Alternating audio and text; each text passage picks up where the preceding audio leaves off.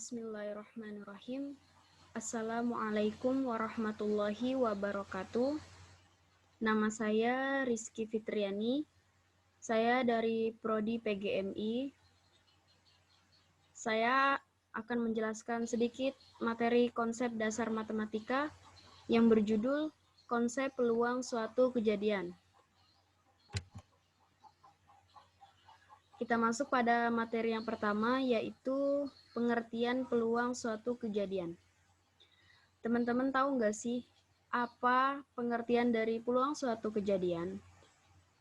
Jadi, peluang suatu kejadian adalah kejadian atau peristiwa yang merupakan himpunan bagian dari ruang sampel.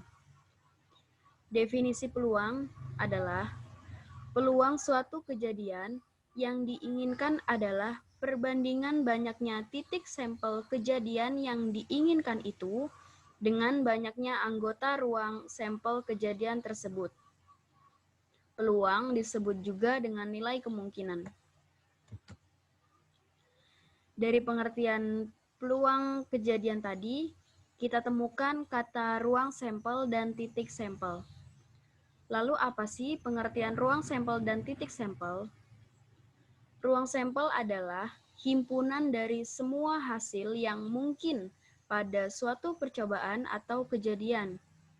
Ruang sampel suatu percobaan dapat dinyatakan dalam bentuk diagram pohon atau tabel. Sedangkan titik sampel adalah anggota-anggota dari ruang sampel atau kemungkinan-kemungkinan yang muncul. Berikut adalah rumus peluang beserta dengan keterangannya. Rumus peluang dilambangkan dengan PA sama dengan NA per NS. Bisa kita lihat, NA sama dengan banyak anggota himpunan kejadian A, dan NS sama dengan banyak anggota dalam himpunan ruang sampel S. Selanjutnya, kita langsung masuk pada contoh soal. Sebuah dadu dilempar 1 kali. Tentukan peluang ketika A. Kejadian A munculnya mata dadu dengan angka prima.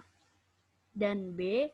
Kejadian munculnya mata dadu dengan jumlah kurang dari 6. Nah, kita jawab sama-sama ya. Jadi, percobaan melempar dadu menghasilkan 6 kemungkinan, yaitu munculnya mata dadu 1, 2, 3, 4, 5, dan 6. Sehingga dapat dituliskan bahwa NS sama dengan 6.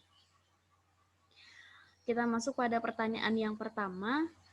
Pada pertanyaan munculnya mata dadu prima, yaitu peristiwa angka yang muncul merupakan bilangan prima, yaitu 2, 3, dan 5.